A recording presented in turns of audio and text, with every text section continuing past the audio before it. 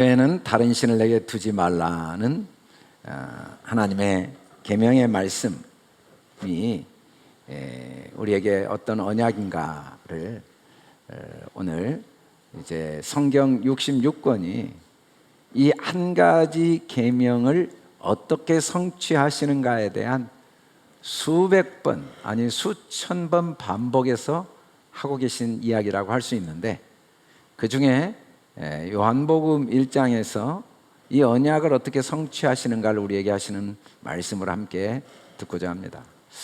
요한복음 1장 1절에 태초에 말씀이 계시니라, 이 말씀이 하나님과 함께 계셨으니 이 말씀은 곧 하나님이시니라. 이 말씀은 문장을 그대로 보면 약간 관념적이고 철학적입니다. 그래서 우리가 쉽게 이 말씀을 바로 무슨 의미인지 이해하기가 쉽지는 않지만, 반대로 나 외에 다른 신을 내게 두지 않게 하리라는 언약을 기초로 이 말씀을 보면 이 말씀의 내용은 명쾌합니다. 오늘 말씀의 태초의 말씀이라는 말씀은 헬라어로 로고스입니다. 로고스라는 의미는 말 그대로 문자, 글자, 이 성경 66권 논리적으로 잘 서술된 우리가 가지고 다니는 성경을 의미합니다.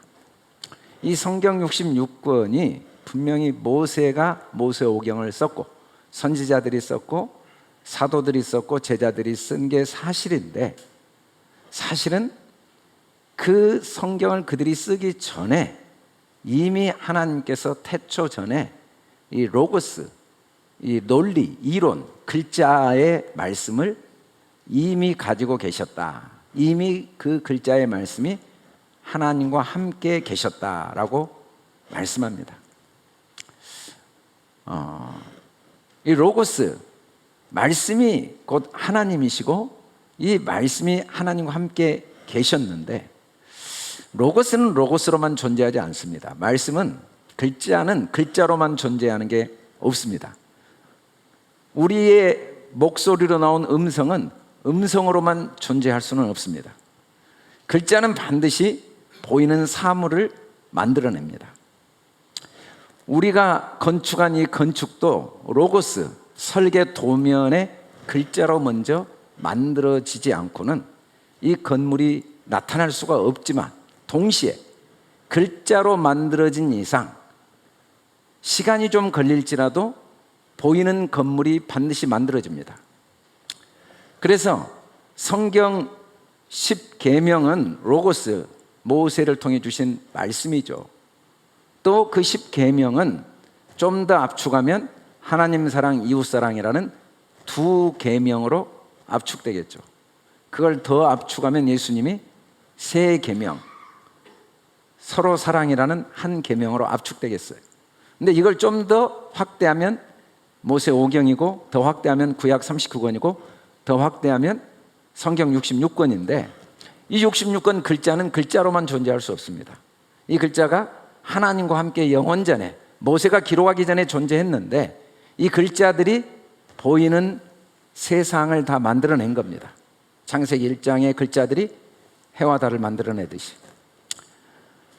그래서 이 말씀은 성경 66권 기록된 글자 또는 음성, 로고스인 것과 동시에 이 말씀은 더 나아가서 온 세상이 말씀입니다. 온 세상은 글자로 먼저 하나님과 함께 계셨다고 분명히 말합니다. 그가 태초에 하나님과 함께 계셨다고 할 때 그는 말씀이죠. 만물이 그로 말미암아 지음 바 됐으니 이 보이는 만물은 그 로고스에 의해서 만들어졌습니다. 먼저 하나님이 글자로 모든 걸 기록하시고 때가 되어 하나하나 만물을 만드셨죠. 지은 것이 하나도, 그가, 이 로고스, 보이는 말씀이 없이 된 것은 없다. 이건 하나님뿐 아니라 하나님의 형상을 가진 우리의 삶도 똑같은 원리입니다. 우리가 자녀를 낳았다. 먼저 결혼 서약을 합니다. 결혼식을 글자로 하고 서약을 하고, 그리고 결혼을 해서 자녀가 생깁니다. 가정이 만들어지고 국가의 제도와 조직이 글자로 만들어지면 거기에 맞는 대통령과 또 권력기관이 눈에 보이게 만들어지죠. 그래서 보이는 모든 건 로고스, 글자에 의해서 지어진 것이지 먼저 글자, 소리가 없이 만들어진 건 하나도 없는 게 사실입니다. 그 안에 생명이 있었으니, 근데 중요한 건 이 로고스는 그 자체는 생명이 없습니다. 그 안에는 생명이 없습니다. 로고스에는. 로고스 안에 생명이 따로 있습니다. 그 안에 생명이 있었으니 이 생명은 사람들의 빛이라.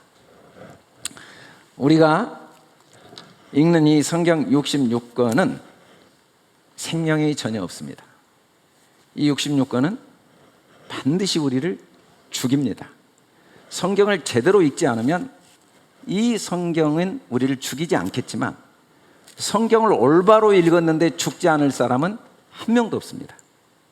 이 성경은 우리에게 생명을 줄 수가 없습니다. 이건 로고스니까. 글자는 생명이 없어요. 이 로고스는 나 외에 다른 신을 내게 두지 말라. 만일에 그 글자대로 지킬 수 있다고 생각한 사람은 죽을 때까지 생명이 뭔지 모릅니다. 내 부모를 공경하라. 지킬 수 있다고 확신하는 사람은 생명이 없습니다. 부모를 공경했다고 생각하거나 할 수 있다고 생각하면 생명은 없습니다. 그게 부모 공경한 거냐? 아버지가 그러겠죠. 아니, 이게 부모 공경한 거죠. 야, 그게 부모 공경한 거야? 도대체 그 기준을 누가 세우는 거죠? 어느 수준으로 공경해야 공경한 걸 지킨 거예요? 어느 수준으로 공경을 안 해야 공경하는 걸 안 지킨 거예요? 내 신을, 다른 신을 내 앞에 두지 않는 게 어느 수준으로 교회를 다니고 성경을 배우고 신앙생활을 해야 다른 신을 내 앞에 두지 않는 거예요? 어느 수준이 다른 신을 내 앞에 두는 거예요? 도대체 그게 누가 알 수 있고 어떻게 할 수 있어요? 알지도 못하고 할 수도 없는 걸 할 수 있다고 생각하면 이 성경을 제대로 읽고 있지 않는 거죠. 이 성경은 다른 신을 내가 둘 수밖에 없고 다른 신을 내게 두지 않게 하리라는 언약이구나 라고 보이면 생명을 얻게 됩니다. 그래서 이 성경은 글자 속에는 생명이 없고 글자에는 생명이 없고 글자 안에 생명이 따로 있습니다. 그 안에. 근데 이 생명은 사람들의 빛입니다. 이 생명, 이 글자 속의 생명을 보지 못하면 어둠 속에 있습니다. 어둠 속에. 저는 어릴 때 좀 개구장이라고 말하기에는 지나칠 정도로 문제가 좀 있었던 것 같아요. 그래서 우리 아버님이 저를 밖에 보내서 다시는 집에 들어오지 마라고 그래서 밤 깜깜한 어둠 속에서 대문 앞에서 울고 있었습니다. 못 들어가고. 다시는 들어오면 가만히 두지 않겠다고 그랬는데 우리 아버지가 가만히 두지 않겠다면 진짜 가만히 안 두거든요. 그래서 안 들어가고 있었는데 엄마가 밤에 대문에 오셔서 들어가 밥 먹자 그러더라고요. 그래서 절대 못 들어간다고 그랬어요. 아버지가 들어오지 마라고 그랬는데 들어가면 저는 맞아 죽습니다. 근데 엄마가 쭉 설명을 하더라고요. 아빠가 왜 너한테 이렇게 했는지. 그리고 들어가자고 그래서 안 믿겠지만 엄마의 설명을 듣고 들어갔어요. 들어갔더니 밥상이 차려져 있고 엄마가 밥을 주고 아버지는 운목에서 제가 밥 먹는 모습을 물끄러미 보고 계시더라고요. 저 뭐라고 할 줄 알았는데 사실은 아버지가 집에 들어오지 마란 말은 그 속에 나를 향한 사랑이 담겨 있었죠. 그걸 엄마가 설명을 해준 거예요. 그걸 잘 설명을 해줬어요. 그 설명이 되어진 말씀만 말씀입니다. 예수께서 대답하여 이르시되 기록되었으되 사람이 떡으로만 살 것이 아니라 하나님의 입으로부터 나오는 모든 말씀이라고 하는 레마만이 생명이 있어요. 성경은 해석이 안 되면 로고스로 남으면 그 안에는 생명이 없습니다. 근데 그걸 해석을 해주죠. 해석을 해주면 그 말씀 속에 하나님의 어떤 마음이 담겨 있는가를 이해하면 그때부터 생명의 빛이 임합니다. 이해가 되면 하나님의 어떤 언약과 사랑이 있는가 이해가 되면 생명의 빛을 얻게 되죠. 생명의 빛. 그래서 말씀 안에는 생명이 있지만 이 생명은 반드시 누군가의 도움을 통해 해석되어서 레마로 들려야 됩니다. 레마. 그런데 중요한 건 오늘 성경에 보니까 빛이 어둠에 비치되 어둠이 깨닫지 못하더라 라고 합니다. 이 말씀 좀 번역이 우리의 이해로는 오해의 소지가 있지만 사람에게는 다 영원전부터 하나님의 사랑이 다 마음속에 이해될 수 있는 능력, 그 하나님의 언약이 이해될 수 있는 능력이 사람 안에 다 간직되어 있단 말이 빛이 어둠에 빛이 돼. 이 성경의 어둠은 우리 한 사람 한 사람을 어둠이라고 합니다. 이 세상이라고 할 때 세상도 우리 한 사람 한 사람을 요한복음은 세상이라고 해요. 그래서 어둠에 비쳤다는 건 우리는 원래부터 하나님의 언약과 생명이 우리 속에 이미 간직되어져 있지만 그걸 깨닫지 못한 거예요. 그걸 깨닫지 못한 겁니다. 이미 있는 사람만 깨달아요. 없는 사람은 천년을 가르쳐줘도 깨닫지 못합니다. 사실은 왕의 아들은 뱃속에 있을 때부터 왕의 아들입니다. 자기가 몰라서 그러지. 막 태어나도 왕의 아들입니다. 자기가 아직 깨닫지 못하지만 왕의 아들이에요. 왕의 모든 권위와 능력이 그에게 이미 간직돼 있어요. 그래서 시간이 일정한 기간 지나면 내가 왕의 아들인 걸 깨달으면서 내가 갖고 있던 왕의 권세를 나도 활용할 수 있겠죠. 근데 신하의 아들에게 왕의 아들이 어떤 건가를 천년을 가르쳐줘도 그가 왕의 아들이 될 수는 없습니다. 왜냐하면 그 속에 왕의 아들의 피가 흐르지 않기 때문에. 우리는 자꾸 우리가 누군가에 의해서 하나님이 나의 아버지이시고 내가 그의 자녀인 걸 깨닫게 되었대 하나님이 나를 자녀로 만들어주시거나 삼아주셨다고 오해하는데 우리는 그냥 하나님의 아들이었어요. 영원부터.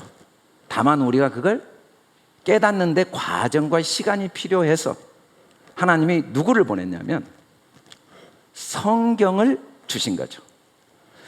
성경을 오해하면 이게 다 나를 향한 하나님의 언약과 사랑인데 이게 다 하나님이 내게 뭘 하라고 하는 율법으로 들릴 수밖에 없습니다. 그래서 하나님이 이게 다 언약인 걸 알게 하기 위해서 하나님이 누군가를 보내는데 그 보낸 사람 이름이 요한입니다. 요한은 여호와께로 은혜를 받은 자, 여호와께 은혜 받은 자, 그게 요한이에요. 물론 세례 요한을 의미하지만 사실은 하나님은 모든 사람에게 딱 한 명만 보냅니다. 딱 한 명, 요한만 보내요. 여러분, 이 세상에 요한 아닌 건 하나도 없어요. 우리가 보기에는 코로나죠. 우리가 보기에는 질병이고 우리가 보기에는 사고로 죽는 거죠. 다 요한이에요. 다 그건 하나님이 나를 어떻게 사랑하는가를 깨닫는데 꼭 필요해서 그런 사건과 사람을 다 배열한 거예요. 우리가 눈이 안 띄어서 안 보여요. 죽음은 죽음으로 보이고 사업의 실패는 실패로 보이고 내가 죄 짓는 건 죄로 보이는데 알고 보면 하나님은 요한 하나만 보냈어요. 다 그건 하나님이 나를 어떻게 사랑하시는가, 그 사건, 그 사람, 그 상황, 그 역사, 그 일이 없으면 제대로 못 깨달아서 어쩔 수 없이 다 만들어 놓은 요한들입니다. 저는 사실 요한에 불과해요. 여러분들 속에 이미 하나님의 빛이 간직되어져 있는데 그걸 알게 하기 위해서 도구로 저를 사용해서 제가 해설을 하고 있는 건데 제가 천년을 해설을 하고 완벽하게 해설해도 여러분 안에 이미 하나님의 자녀의 빛이 없다면 아무 소용이 없어요. 왜?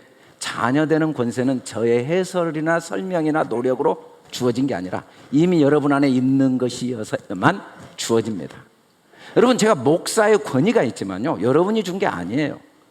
물론 여러분이 줬지만 그 전에 제가 이미 신학대학을 나와서 목사 안수를 받았기 때문에 여러분이 준 게 내게 의미가 있지, 내가 미리 목사의 자격을 갖고 있지 않는데 여러분이 목사님 목사하세요 한다고 목사가 되어지는 게 아니듯이 여러분 안에는 여러분이 인식하지 못해도 여러분은 다 이미 하나님의 자녀로서 하나님의 생명이 그 속에 있기 때문에 요한이라는 저를 도구로 사용한 설교를 듣고 아, 내가 하나님의 자녀네 라고 깨닫고 확신이 가능한 거지. 개 돼지를 놓고 1000년을 설교해도 그 속에는 하나님이 주신 생명이 없기 때문에 24시간 설교를 틀어놔도 하나님의 자녀되는 권세를 받을 수가 없어요. 그가 증언하러 왔으니 곧 빛에 대하여 증언하고 모든 사람이 자기로 말미암아 믿게 하려 함이라. 이 믿게 한다는 의미가 무엇인가? 그는 빛이 아니요 빛에 대하여 증언하러 온 자라. 내가 빛을 여러분에게 비춰준 게 아니라 여러분 안에 이미 빛이 있다는 걸 알게 해주는 것. 저는 빛을 여러분에게 줄 수 없어요. 여러분 속에 있는 빛이 이미 있다는 것. 막태하나 나이는 시력이 없습니다. 엄마가 모유를 잘 먹이고 3개월 정도 지나면 시력이 생길 때 엄마가 시력을 준 게 아니에요. 원래 있는 시력이 역할을 하도록 일정 기간 도움을 줬을 뿐이지 원래 없는 시력을 엄마가 아무리 잘 보호한다고 볼 수는 없습니다. 원래 여러분 안에 생명이 있기 때문에 여러분이 설교나 교회라는 도구를 통해 하나님이 나의 아버지인 것을 확신하게 된 거죠. 각 참빛이 곧 세상에 와서 각 사람의 비추는 빛이 있었어요. 여러분 안에는 이미 하나님의 언약과 사랑을 알 수밖에 없는 빛이 이미 다 있었어요. 아니, 우리가 생각하는 이단들도 지금 이미 있어요. 어떤 시대에 어떤 우상을 섬기는 사람 안에도 하나님의 언약을 알 수밖에 없는 빛은 그 안에 이미 있었습니다. 이전에도 있고 지금도 있고 앞으로도 있을 겁니다. 그가 참빛이 세상에 계셔요. 이때 세상은 우리 안에, 우리 안에는 하나님의 형상, 하나님의 언약, 하나님의 사랑, 하나님의 생명, 하나님의 빛이 이미 있습니다. 세상은 그로 말미암아 지은 바 되었으되 세상은 그를 알지 못해요. 세상은 우리 한 사람 한 사람이 내가 누군지를 몰라요. 내 안에 하나님이 계시고 나는 하나님 안에 있고 하나님의 생명이 내 안에 있는 걸 우리는 알지 못해요.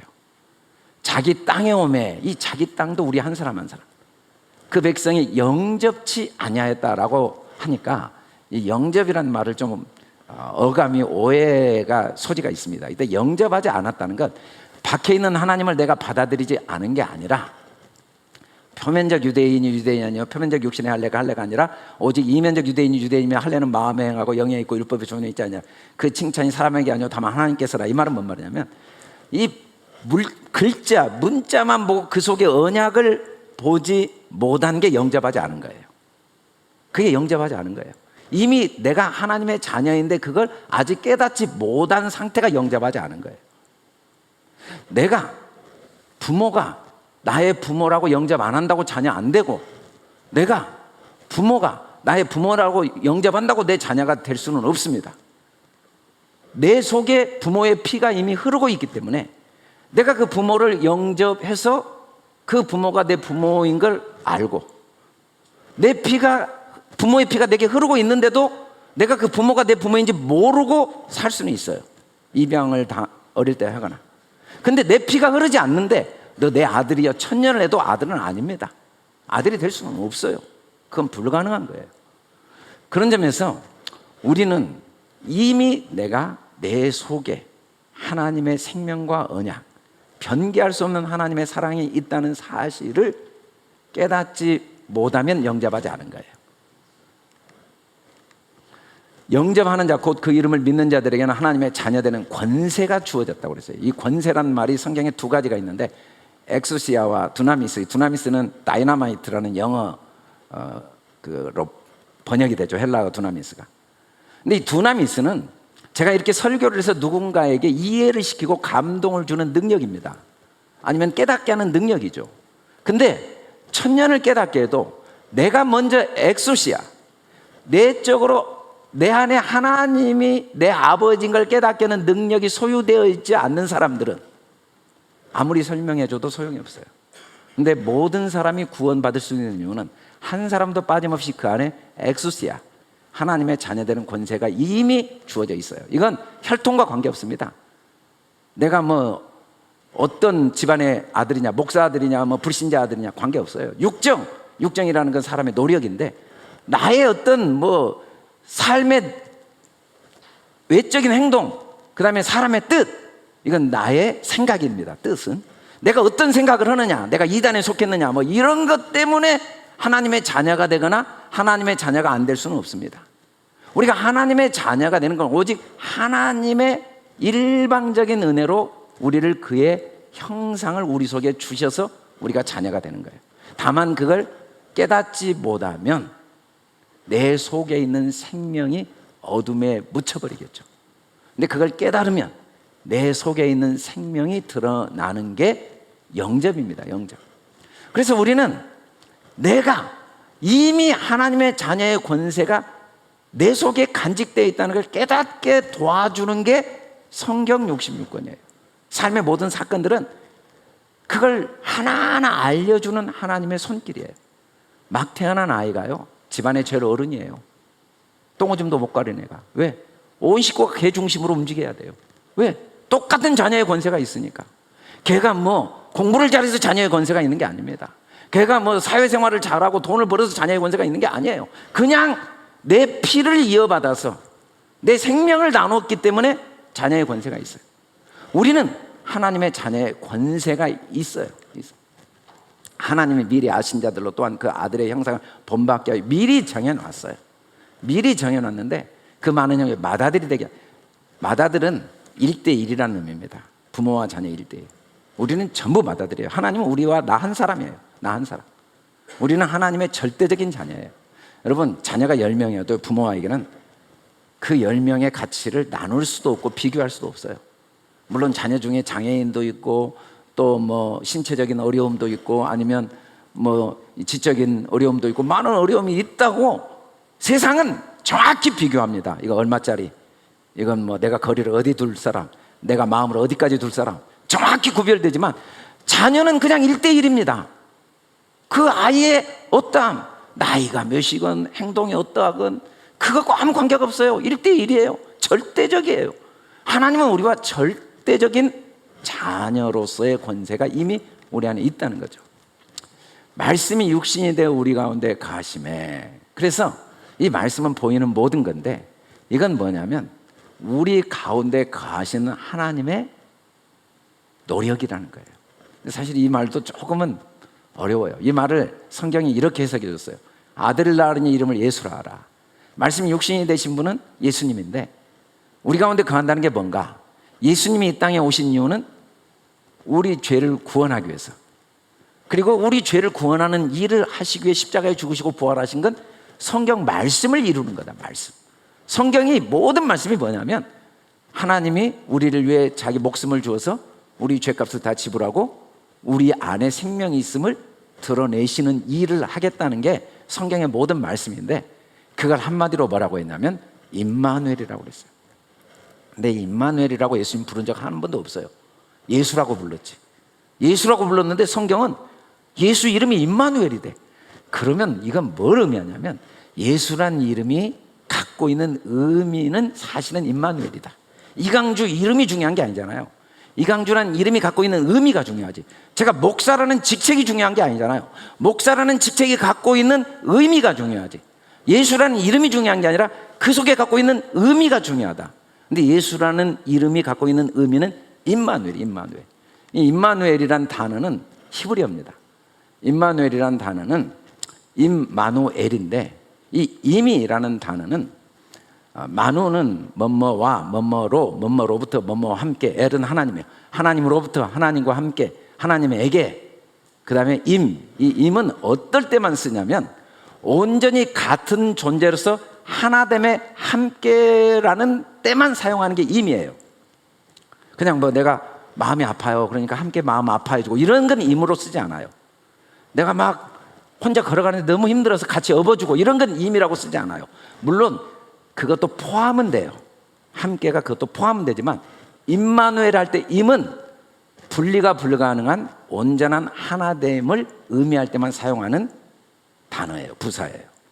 그래서 예수님이 이 땅에 육신으로 오신 건 뭐냐면 하나님이 하나님이고 나는 나로 존재하고 하나님은 나의 하나님으로 존재하는 하나님이 아니라 내가 나로만 존재하고 하나님이 하나님으로 존재하는 그 하나님의 수준을 뛰어넘어 내가 하나님이고 하나님이 나인 분리할 수 없는 관계라는 걸 깨닫게 해주시기 위해서 예수님이 이 땅에 오셨다는 거죠. 성경 66권은 그거 하나 깨닫게 하기 위해서 기록되어 있는 거예요. 여러분, 자녀들은 정말 웃겨요. 20년 30년을 부모한테 돈 다 쓰고도요 엄마 돈 주고 그래요. 근데요 다른 사람한테 10년만 매일 돈 주고 그러면요 진짜 같이 잠시도 같이 한 공간에 숨 쉬고 있기가 어려워요. 왜냐하면 부모와 자녀는 하나거든요. 분리가 불가능해요. 하나님과 우리는요 분리가 불가능하다는 걸 알게 하는 게 성경 66권을 기록한 목적이고 그걸 깨닫게 하기 위해서 이 모든 사건들이 그동안 있어 왔던 거죠. 우리는 지금도 나는 나로 존재하고 하나님은 하나님으로 존재하는 하나님을 섬길 수밖에 없습니다. 그래서 내가 뭘 잘못하면 하나님께 두려워요. 문제가 생기면 고민이 돼요.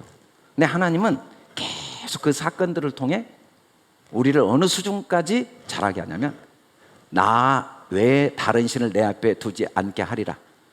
내 문제 절대 내 문제 아니고 하나님 문제예요. 하나니까 내 아픔 아니고 하나님 아픔이에요. 내 죄면 왜 예수님이 죽어요? 자기 죄니까 죽은 거예요. 나를 위해 죽은 게 아니라 자기를 위해 죽었다고 그랬어요 성경에. 내 아들 문제? 내 아들 문제 아니에요. 하나님 문제예요. 이 교회 문제? 매일 하나님이 저하고 씨름해요. 왜 네가 걱정하냐? 네 교회도 내 교회인데. 네 문제냐? 성도들 문제? 네 성도냐? 내 성도지. 다 주님 거예요. 네 남편? 네 아내? 네 아내냐? 내 아내야. 네 자식? 네 자식인데 내 자식이야. 네 인생 네 거냐? 내 거야. 그게 진리거든요. 인정이 안 되고 안 믿어져도 그래도 그게 사실이에요. 어차피 다 알게 돼요. 죽으면 다 알아요. 살았을 때 알기를 원하시는 거죠. 어차피 알 수밖에 없는 거지만 미리 알도록 하기 위해서 예수님이 이 땅까지 오신 거예요. 영생 곧 유일하신 참 하나님, 그가 보내신 예수 그리스도를 아는 것. 하나님 아는 것. 어떻게 하나님을 알아요? 참 하나님을 알아야 돼요. 참 하나님을 안다는 건 예수가 그리스도인 걸 아는 겁니다. 아버지요, 아버지께서 내 안에, 내가 아버지 안에 있는 것까지 그들도 다 하나가 돼요. 우리 안에 있게 하사 세상으로 아버지께서 나를 보내신 걸 믿게 하옵소서. 아니 어떻게 아버지 안에 우리가 들어가고 아버지가 우리 안에 어떻게 들어오고 그리스도가 아버지 안에 어떻게 들어가고 뭐 어떻게 들어가는 거예요? 그런 의미가 아니라 진리의 말씀을 통해 깨닫는 거예요. 깨닫는 거. 그게 영생입니다. 뭘 깨닫는가? 모든 보이는 것 속에 하나님이 계시다는 것, 하나님의 언약이 계시다는 것, 하나님의 사랑이 계시다는 것. 나라는 존재 속에 내가 내 삶의 주인이 아니라 하나님이 내 안에 주인으로 계시다는 것. 내가 하나님이고 하나님이 나라는 것. 이게 깨닫는 게 하나 되는 거예요. 태초부터 있는 생명의 말씀에 관해는 우리가 들은 바요, 본 바요, 만졌다. 언제 우리가 하나님을 만지고 듣고 봐요? 들을 귀가 있으면 들어요. 들을 귀는 뭐냐면 보이는 걸 통해 그 안에 어떤 하나님의 언약과 사랑이 있는가를 들으면 들을 귀가 있는 거예요. 들을 귀가 있는 거예요. 제 아이들을 정말 엄하게 키웠어요. 그래서 오직하면 아빠 발자국 소리가 들리면 각자 방으로 달려 들어갔겠습니까? 얼마나 엄하게 키웠습니까? 근데 아이들이 그렇게 무섭게 키운 아빠를 이해하면서 자랐어요. 근데 왜 이해하면서 자랐냐면 그때마다 은정 목사님이 아이들과 대화를 해요. 아빠가 왜 그런지, 사실은 아빠가 너희들을 어떻게 사랑하는지 하나하나 설명을 해줘요. 내가 한 표정, 말 속에 어떤 사랑과 의미가 담겨있는지 설명을 해줘요. 그럼 애들은 내 말과 표정을 보지 않고 그 속에 마음을 들으면서 자랐어요. 그래서 저는 부족함이 너무 많았는데 아이들이 저와 관계를 잘 맺게 됐죠. 성경은 그 속에 전부, 사건은 하나도 빠진 그 속에 하나밖에 없어요. 부모는요, 자녀에게 말하는 방법이 수천 가지예요. 웃을 때, 인상 쓸 때, 짜증낼 때, 화낼 때, 외면할 때. 근데 말은 하나예요. 전부 사랑이 담겨 있어요. 하나밖에 없어요. 사랑 하나밖에 없어요. 사랑. 이 세상에 존재하는 모든 사건, 상황, 역사, 모든 일 속에는 하나밖에 없어요. 나를 향한 하나님의 사랑. 그걸 듣는 게 들을 귀 있는 거예요. 그들이 눈이 밝아져 그인 줄 알고 보더라. 예수는 그들에게 보이지 아니하는 자라. 그들이 서로 말하되 길에서 우리에게 우리가 성경을 풀어주실 때 레마, 그 속에 어떤 언약이 있구나, 이게 풀어지면 주님 보고 만진 겁니다. 그게 영생입니다. 그게 하나님을 아는 거예요. 그러면 저절로 은혜와 진리가 우리 속에 충만해지죠. 율법은 모세로 말미암아 주셨다고 그랬어요. 은혜와 진리는 예수 그리스도로 말미암아 준 겁니다. 보이는 모든 건 율법이죠. 이 모든 건 예수가 그리스도임을 알게 하기 위한 거예요. 이 땅에 육신으로 오신 예수가 그리스도인 걸 안다는 게 뭔가? 이것을 너희에게 기록하면 너희로 예수께서 하나님의 아들 그리스도이심을 믿게 하려 함이로 너희로 믿고 그 이름을 힘입어 생명을 얻게 합니다. 제자들에게 이르시되 너희 믿음이 어디 있느냐? 믿음은 둘 중에 한 군데밖에 없습니다. 믿음은 예수에게 있느냐, 그리스도에게 있느냐. 제자들은 믿음이 예수에게 있었어요. 눈에 보이는 예수에게 믿음을 뒀더니 폭풍이 일어나니까 두려워 떨어서 죽게 됐다고 떨었어요. 예수님이 물어본 거예요. 너희들 믿음 어디 있느냐? 보이는 예수에게 있느냐, 그리스도에게 있느냐? 보이는 예수는 그리스도를 알게 하기 위해 온 거야. 보이는 것만 보면 안 돼. 그 속에 어떤 하나님의 언약과 사랑이 있다는 걸 믿지 못하면 아무 소용이 없어. 우리 믿음은 장소가 중요해요. 보이는 것을 믿을 것인가, 그 속에 담겨있는 하나님의 사랑과 언약이 항상 있다는 걸 믿을 것인가. 여러분, 자녀들은 부모의 표정을 보고 말투를 믿으면 부모와 자식 관계는 영원히 원수됩니다. 왜? 자녀와 부모처럼 예의 없이 말하는 관계는 이 세상에 없어요. 그렇게 함부로 말을, 제가 깜짝 놀라요. 저는 이제 우리 손주들에게 해도 너무한다고 그럽니다. 우리 아내도 그러고 목사님 너무 나쁘다고. 저도 경험했거든요. 우리 할아버지가요, 저를 15년 동안 잘해줬는데 딱 한 번 뭐라고 한 것이 제 가슴에 안 없어진 걸 경험했어요. 근데 우리 아버지는 매일 뭐라고 했는데요, 가슴에 남아있는 게 없어요. 날마다 뭐라고 했는데. 왜? 아버지 표정을 본 적이 없어요. 아버지 말투를 본 적이 없어요. 그냥 사랑이 저절로 보였어요. 근데 할아버지는요, 그렇게 나를 사랑했는데 그 말투와 표정이 안 없어져요. 안 없어져요. 섭섭함이 안 없어져요. 저 깜짝 놀랐어요, 나한테. 그게 이렇게 오래 가는 걸 보고 깜짝 놀랐어요, 내 자신에게.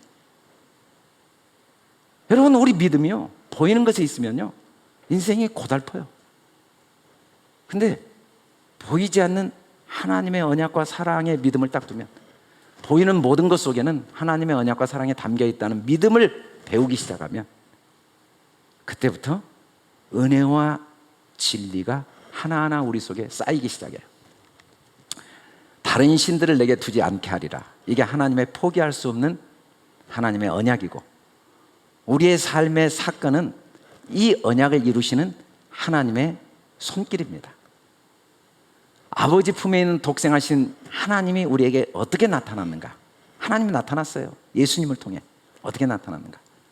세상을 이처럼 사랑해 독생자를 주셨는데 그를 믿는 자마다 멸망 잡고 영생이 은혜와 진리가 충만한 거예요. 근데 뭘 믿어야 되는가? 그를 믿는데 뭘 믿어요? 뭘 믿어요? 그 뭘 믿어야 되는지는 앞에 3장 14, 15절에 설명을 해줬어요. 14, 15절 보면 모세가 광야에 뱀을 딱 들었어요. 왜 들었냐면 불평하니까 불뱀이 물어 죽게 됐어요. 모세에게 간구했어요. 그때 모세가 하나님께 기도했어요. 하나님이 장대에다가 노수로 뱀을 만들어 딱 달아놔라. 그걸 보면 구원을 얻는다. 그렇게 했던데 예수님이 뭐라고 하냐면, 내가 이 땅에 왜 온지 아냐? 내가 왜 왔는가? 광야에 모세가 장대에 놋뱀을 만들어 놓은 것처럼 나도 나무에 뱀으로 매달리기 위해서 왔다. 인자도 들려야 하리라. 이 말은 나도 뱀으로 매달려야 해서 이 땅에 왔다. 이걸 믿으면 영생이다.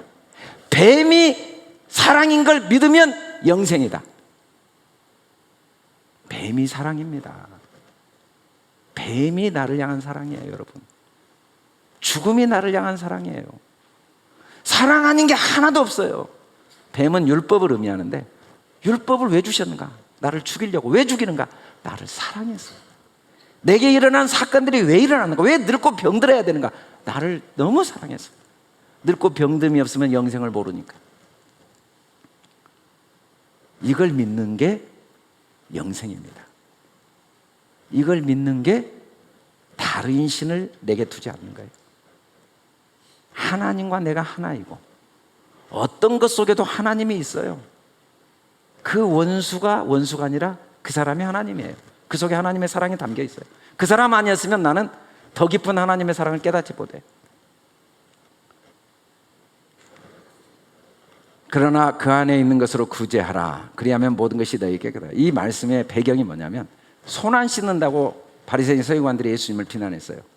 아니, 음식 먹기 전에 손을 씻지 않으면 결례, 이 율법을 어기는 유전이 있는데 안 씻어요. 그랬더니 주님이 그 왜 손 씻는 제도를 둔지 아냐? 손 씻으라고 둔 게 아니라 그걸 통해 마음을 씻으라고. 마음을 어떻게 씻는가? 안에 있는 것으로 구제하라. 그리하면 모든 것이 너희에게 깨끗. 안에 있는 것으로 구제한다는 건 뭐냐면 보이는 겉모습 말고 그 속에 어떤 하나님의 사랑이 있는가를 깨닫는 게 안에 있는 것으로 구제하는 거예요. 그러면 무조건 깨끗해집니다. 세상에 어떤 역사, 어떤 사건, 어떤 과거도 오늘 우리가 본 영상에서 자기 의지와 무관하게 전쟁 때문에 고아가 됐어요. 배가 너무 고파 수박 쓰려다가 눈을 잃었어요. 근데 그 속에도 하나님의 사랑이 보여버리니까 다 감사로 바뀌어요. 그것도 하나님으로 보이네. 자기가 시력을 잃은 것도 은혜와 진리가 충만해져 버려요. 여러분, 우리가 다른 신을 내게 두지 않는 수준으로 하나님이 돕기를 그렇게 원하시는 이유는 뭐냐면 그렇게 되면 은혜와 진리가 충만하게 되니까. 그래서 율법 아래 먼저 나게 하신 거예요. 예수님도 우리도. 그래야만 아들의 명분, 하나님과 내가 하나인 걸 구체적으로 배워가니까. 그 과정이 없이는 은혜가 충만해지지 않고, 은혜가 충만해지지 않으면 영생의 소망과 상속을 받을 수 없어요. 은혜가 충만하면요 모든 사건들이 다 소망으로 보입니다. 그리고 모든 게 나에게 유업이 돼요. 그리고 이 과정이 없으면 진리를 몰라요. 보이는 것에 마음을 다 빼앗겨요. 근데 보이는 게 내 뜻대로 안 되니까 그걸 통해 진리를 하나하나 배우죠. 진리를 알면 자유롭게 돼요. 진리는 변할 수 없습니다. 변할 수 없는 건 하나밖에 없어요. 어떤 것도 나를 향한 하나님의 사랑의 표현이라는 거. 아들까지 주셨는데 일어나는 사건 모두가 어떻게 사랑이 아닐 수 있고, 내가 만난 모든 사람이 나를 향한 하나님의 사랑이 아닐 수 없고, 내가 겪는 고난 하나하나가 나를 향한 하나님의 사랑이 아닐 수 없겠습니까? 하나님이 허락하시지 않고 존재하는 게 이 세상에 하나나 있으며 하나님의 허락 없이 일어날 수 있는 사건이 하나나 있겠습니까? 그 전능하신 능력으로 모든 사건을 주관하시고 허락하신 이유는 목숨까지 나를 주시면서 나를 사랑하시는 하나님의 사랑이 담겨 있지 않는 게 하나도 없다는 사실, 그게 진리입니다. 그걸 알아버리면 참된 자유. 우리는 은혜와 진리가 각자 어느 정도 충만한지는 하나님과 여러분만 아실 거예요. 은혜와 진리가 1%인지 5%인지 10%인지 20%인지 30%인지. 근데 어쩔 수 없어요. 그 충만함은 율법 아래 있어 본 만큼만 충만하기 때문에, 율법 아래에서 고통을 당해보고 아픔을 겪어본 만큼만 은혜와 진리를 충만하게 누리게 돼 있습니다. 그래서 우리도 자녀를 포기할 수 없죠. 그 아이가 배운 만큼, 경험한 만큼, 고생한 만큼, 남에게 양보한 만큼 남들에게 존중받고 남들에게 인정받고 희생한 만큼 사회에서 역할이 있다는 걸 알기 때문에 네가 희생해라. 네가 고난이 있어도 참아라. 해병대도 가보고 또 밑바닥에서부터 배워보고 하는 이유는 뭐냐면 그 과정이 없이 오는 인정과 칭찬은 아들에게 아무 도움이 안 된다는 걸 육신의 부모도 아는데 우리의 삶 속에 일어나는 사건 하나도 빠짐없이 나를 내가 누구인지 알도록 하나님과 내가 하나이며 내가 얼마나 완벽한 하나님의 사랑 속에 있고 얼마나 위대한 생명을 소유한 보배이고 어떻게 하나님과 내가 완벽하게 하나인가를 머리로 아는 게 아니라 삶으로 알도록 하기 위해서 하나님은 지금까지 우리 삶의 사건들을 다 배열하셨고 앞으로 어떤 일이 일어날지 우리가 아무것도 걱정할 것이 없는 이유는 어차피 그 모든 사건들은 우리 속에 더 많은 은혜를 주시기 위하여 꼭 필요해서 더 많은 진리를 충만하기 위해서 꼭 필요해서 배열하신 사건이고 그 모든 과정들을 통해 마침내 우리를